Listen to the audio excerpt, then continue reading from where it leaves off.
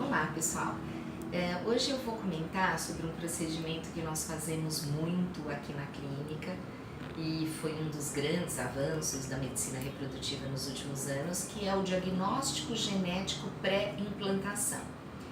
O que significa diagnóstico genético pré-implantação? É nós fazermos um diagnóstico genético do embrião, saber se o embrião é normal do ponto de vista cromossômico e do ponto de vista gênico, antes do embrião ser colocado dentro do útero. Então esse é um grande avanço, porque antigamente casais que tinham risco para alguma doença genética na família, eles acabavam tendo que aguardar que a gravidez se estabelecesse e já durante a gravidez fazer essa investigação se fosse o caso. Só que aí é uma situação difícil, porque a mulher já está grávida e detectar um problema genético durante a gestação é uma causa enorme de aflição, de preocupação e de ansiedade para a mulher. Essa técnica então permite que a gente faça o diagnóstico do embrião antes que o embrião seja transferido para a cavidade uterina e nos ajuda a selecionar os melhores embriões para serem transferidos, porque obviamente os embriões que têm alterações cromossômicas não serão transferidos. Como é que funciona a técnica? É uma técnica muito delicada, que requer embriologistas muito experientes. Os embriologistas são os profissionais que trabalham no laboratório, e felizmente a nossa equipe tem embriologistas que são muito bons, e sob visão microscópica, o embriologista vem então com uma pipeta, dissolve a camada da membrana que recobre o embrião e retira uma única célula, tá? Essa é a biópsia feita no 3º dia de desenvolvimento do embrião. Quando o embrião está no estágio de blastocisto, aí são retiradas mais células.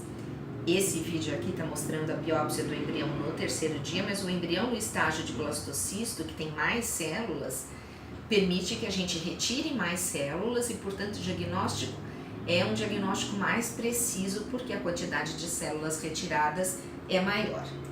No laboratório, então, após a retirada da célula ou das células, no caso do blastocisto, essas células então são colocadas em gotas de meio de cultura. Esse meio de cultura fica em plaquetas que são recobertas com óleo, são mantidas com controle estrito de temperatura a 37 graus.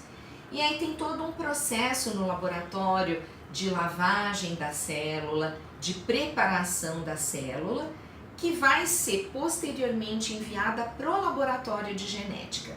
Quem faz a análise do conteúdo cromossômico dessa célula são os laboratórios de genética com os quais nós trabalhamos. Esse transporte do embrião para o laboratório de genética, do embrião não, da célula, né? Isso que eu queria dizer, o que é transportado é a célula e não o embrião. Então o fato de transportar a célula para o laboratório de genética não tem nenhum risco para o embrião, porque depois da retirada da célula, o embrião continua em cultura no laboratório até o momento da transferência. A célula tem várias técnicas que podem ser usadas. Ela pode ser colocada numa lâmina, ela pode ser colocada num pequeno tubo, dependendo do que nós vamos analisar, e os cromossomos e os genes são então examinados. Aqui está um exemplo então da célula que tem o seu núcleo. A célula sofre um processo de dissolução do núcleo. O embriologista marca aonde está o núcleo lá na lâmina do laboratório e, após um processo então de análise dessa célula, nós temos condições de saber quantos cromossomos essa célula tem, se tem cromossomos a mais, cromossomos a menos, se tem genes alterados, se tem mutações. Existe toda uma série de doenças genéticas que podem ser detectadas através dessa técnica.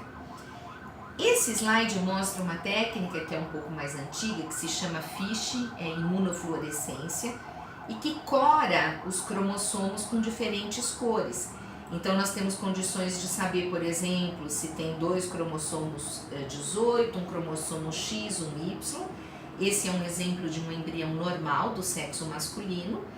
Então essa é uma técnica que também permite que a gente saiba o sexo do embrião, porque a gente identifica também os cromossomos sexuais.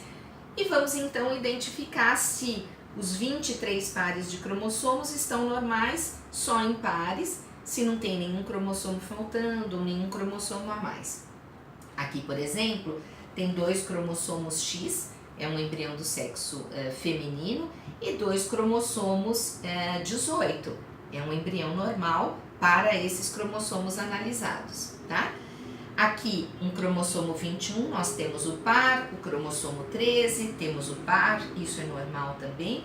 E eu vou mostrar mais pra frente um embrião anormal, que é quando ele tem uma alteração no número de cromossomos. Por exemplo, esse embrião tem 3 cromossomos 21. É o que a gente chama de trissomia do cromossomo 21 ou síndrome de Down, que é uma das alterações genéticas mais comuns e mais frequentes no nosso meio. Se vocês tiverem qualquer dúvida sobre a técnica de diagnóstico genético para implantação ou de investigações genéticas, aconselhamento genético, nós vamos ter muito prazer em esclarecer. Mandem as dúvidas de vocês e a gente vai tentar responder o mais rápido possível, tá bom? Obrigada, um abraço a todos!